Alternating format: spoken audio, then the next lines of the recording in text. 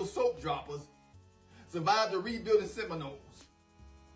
The ACC refs really were relieved, as they didn't have to cheat for a third straight week to put an overrated football team in the college playoff. Congratulations. It was in front of a packed house.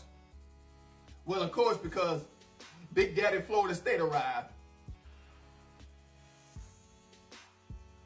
And somebody get this nigga a training bra, please. Bye. Summer dream makes me feel fine.